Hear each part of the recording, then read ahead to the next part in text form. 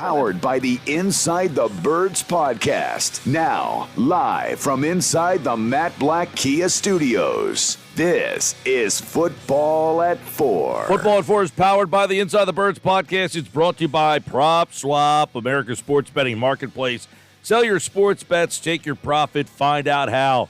PropSwap.com. Download the PropSwap app today. Geoff Mosher is at the Combine. Howie Roseman, Nick Sirianni at the Combine. They both spoke today. Some highlights we'll discuss right now on today's edition of Football at 4. Geoff Mosher from InsideTheBirds.com and the Inside the Birds podcast is with me in downtown Indianapolis. What's going on, Mosher?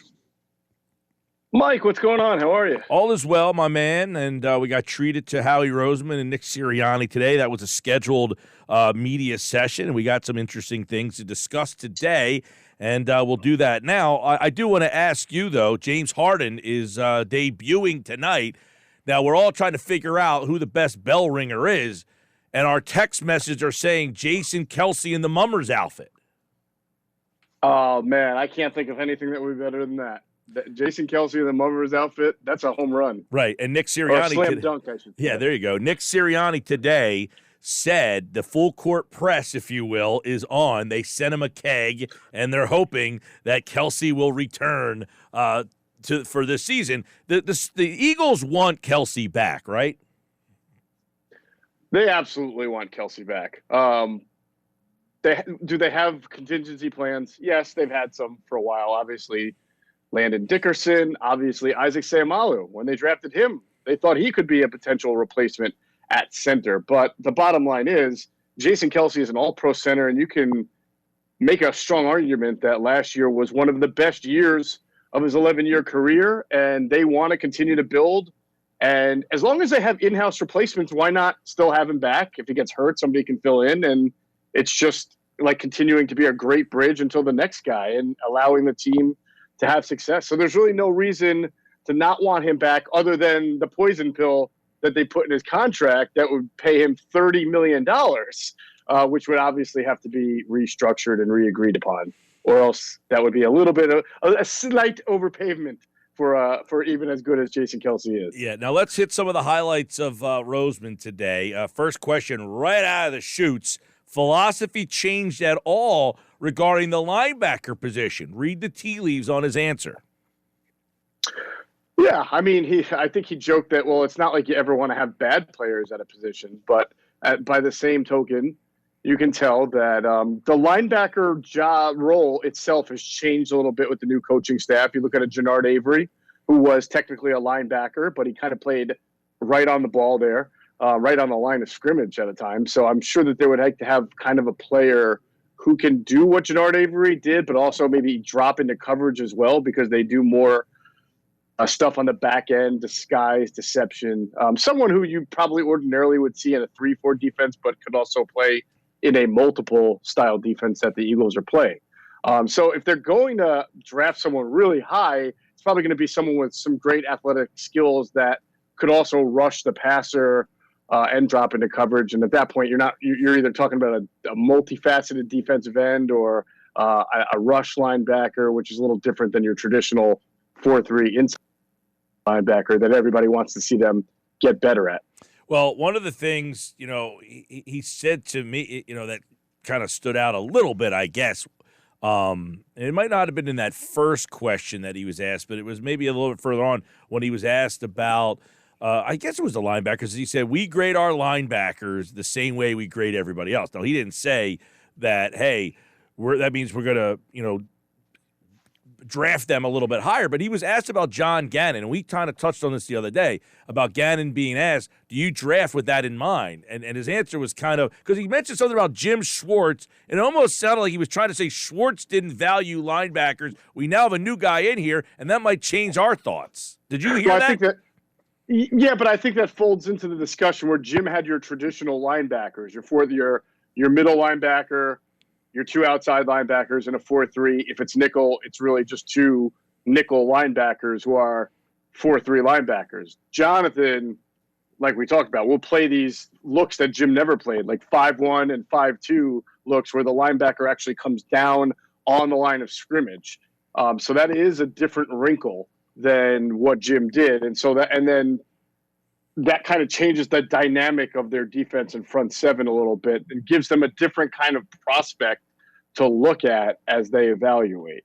So I don't know that it's not that I think he's saying Jim Schwartz didn't care about linebackers or evaluates them. Their importance. So their roles were different. Yeah, I mean, we know this goes beyond Jim Schwartz. I mean, they've been throwing, mid-round, late-round, undrafted linebackers out there since the middle days of Andy Reid's career. So this thing has been an organizational philosophy, right? As well. And the exact quote is, sorry, I couldn't get it loaded, but he says, I think when you look at our defense and the role of linebackers, Coach Schwartz, who obviously was a phenomenal defensive coach for us, there were 3 off-the-ball linebackers. The definition of what our linebackers are doing have changed with Gannon. So he's saying the role has changed, but didn't Schwartz want better linebackers? Like, wasn't he kind of not happy with Davion Taylor? Yeah, I mean, it was my understanding that year he was, hoping that in the first round they would come out with Kenneth Murray, or that he was very, impressed by Kenneth Murray. I mean, look, all defensive coordinators want the best talent that they can get, and the Eagles have gradually gone from sort of valuing linebacker less than other positions to sort of devaluing it by the way they've gone about acquiring their linebacker talent over the last few years. We're talking about, 1 year free agent signing in Eric Wilson. We're talking about Alex Singleton and TJ Edwards being undrafted free agents. We're talking about Davion Taylor being a reach of a 3rd round pick. That was a pick made because of tremendous athleticism, but not much linebacker pedigree. So they've taken something that they've already done differently and kind of compounded that by putting even less emphasis on the position. All right. Next, he doubled down today on Hurts. He said last time we talked, you were very confident. And he confidently answered today, yeah, no doubt about it. So Are you buying what they're selling still? That the first snap this year will be taken by Jalen Hurts. That's the message, right? That is the message. It's not that I don't believe their overall message. I still think we're talking about availability and supply and demand. And right now, Jalen Hurts is their quarterback under contract. And right now, it's kind of uncertain if there's going to be a better quarterback or a veteran quarterback that we talk about, a Deshaun Watson or Russell Wilson, or are those guys actually going to be available? And so if they're not, then, and I think that Howie talks as if he understands that the current events tell you that nobody is available. Okay. So that's why I always say everything's subject to change in the NFL. We talk about this all the time. People say things and then something happens, and then the people who said one thing completely change their mind, do something else. Well, yesterday we heard Russell Wilson say he doesn't want to play on the East Coast. Oh, I actually did not see. When you're out here in Indianapolis, it's funny. You're immersed in the NFL world, but you're kind of away from like the news that's breaking nationally, and you're out here at weird hours talking to people and not knowing what's going on. So I did not know Russell Wilson said that. He was on a show and he got asked something about playing for the Washington Commanders, and he essentially said the West Coast is a better fit for me. I'm surprised. Well, it's interesting that he even entertained that question instead of shutting it down and saying, no, I've said I'm going to be a Seahawk for the rest of my life or career or whatever. So the fact that he even kind of went that far kind of tells you that the carrot's always going to dangle. Well, and Pete Carroll said today that the Seahawks have, quote, no intention of trading Russell Wilson. Right. That I knew. I was there at his press conference. So, yeah, they have no intention. So, but it's weird. You have the coach saying, we have no intention of trading this guy. And the quarterback saying, I'm still a West Coast guy more than I wouldn't, East Coast guy is not my thing. Like if they're in lockstep, then the quarterback just says, I'm not going anywhere. I'm in Seattle. Right, exactly. So, who knows? All right, Geoff Mosher, Football at 4. He is live at the Combine. Today, Howie Roseman, he spoke, and he got asked about the thing that we discussed about safeguarding, overfitting the scheme if your coach gets basically hired away, right? I mean, so I thought it was interesting that question was brought up, and I don't know that he touched on it but he said, I don't think that's going to be an issue. So I don't know if he's basically saying I'm drafting players that I like, or as opposed to players that the coaches want. Yeah, no, I think the point he was trying to make was that they're not reinventing the wheel. Like, yeah, are there certain traits? Are there certain positional versatilities that they would like to see out of, to fit Jonathan Gannon's defense? Yes, but it doesn't. His overall point was we're not going to go so radical that if we were to lose Jonathan Gannon and a new defensive coordinator with a different philosophy comes in, that defensive coordinator will have no idea how to use the current personnel. Remember, the Eagles went from 4-3 to 3-4 when they fired Andy Reid and went to Chip Kelly. And yet guys like Brandon Graham and Trent Cole still stayed. It wasn't like radically different. They signed Connor Barwin as a free agent. That's not typically the type of player they would sign, but they did to fit the defense. And then he even adjusted back to the 4-3 after Chip was fired. And then Isaac Sopolaga was a defensive tackle from the 49ers. They signed for 1 year to be a run stopper. So that's what Howie's point is, that you can still put together a good defense with your own philosophy to fit one guy. And then if someone else has to take it over, it's not like you have to throw the entire defense out and start anew. All right. Now, you asked him a question regarding having 3 picks and the history of teams having 3 picks, that it hasn't really worked out all that much. Did you like his answer for that? Did you get what you were looking for? I think Howie thinks I'm always picking on him because he immediately goes, oh, thanks for reminding me of the history. And I said, Howie, you weren't one of these teams. It's not like it was the Eagles who had these 3 first-round picks. It's just the history that you and I have gone through on the segment a couple of times. And he said he was aware of it. And that's why he started to talk about the multiple options that you have when you have 3 first-round picks. You have flexibility to move up. You have flexibility to move down. You have flexibility to package. You could make 3 picks. I did understand his point that it's hard to compare one team's 3 first-round picks to another because they're all in different parts of it. Like the Eagles are picking 15, 16, and 19. That's different as if you were picking, like the Browns that year had the number 1 pick where they got Myles Garrett, and then they had 2 picks later in the first round where the percentage of success starts to go down, and they wound up taking, I want to say, Jabril Peppers and David Njoku, the tight end. So, he was basically saying, of course, you got the number 1 pick and you might do well there. It's not a given that you will, but you might. But then those other 2 picks shouldn't be expected to be like having number 1 overall picks. His picks are all kind of in a similar cluster.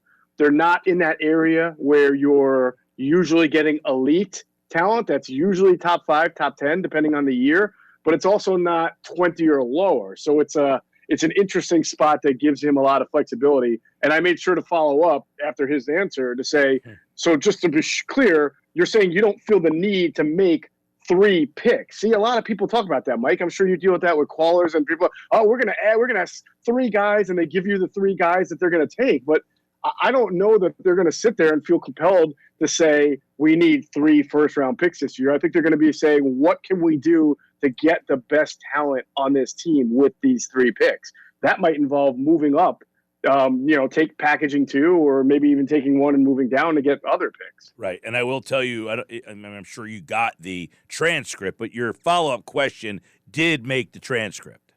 Oh, that's good. Good. That was important to me. You feel like you have to make 3 first-round picks is what I'm getting at. Geoff Mosher asked. Howie Roseman, no. Answer. There you go. That was it. He just said no. That was pretty clear then. All right, so let's go down the list of things that he was asked about. And he was asked about receivers and the receivers taking a step forward. But he brought up Watkins first. I mean, Watkins seems to be the guy that they're looking at. So, in other words, if they bring in another receiver, is Watkins the odd man out or is Reagor the odd man out? It's a very, very good question. I think there's a lot to be lot of questions. But aren't there answers saying that they value Watkins more than Reagor? Absolutely. When they publicly talk, they talk about what Watkins has accomplished in his second year. And when they talk about Jalen Reagor, they talk about what they want to see from Jalen Reagor. Now, some of that is obvious. Watkins is a 6th-round pick who had a good year. Some 6th-round picks never see the field.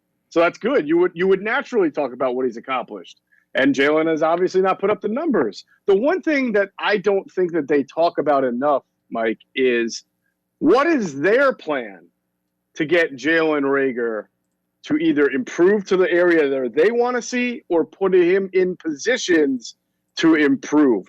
How can you improve as a wide receiver in all forms and fashions as far as making an impact on the team if you go through 2, 3, 4, 5 games seeing 1 to 3 targets a game?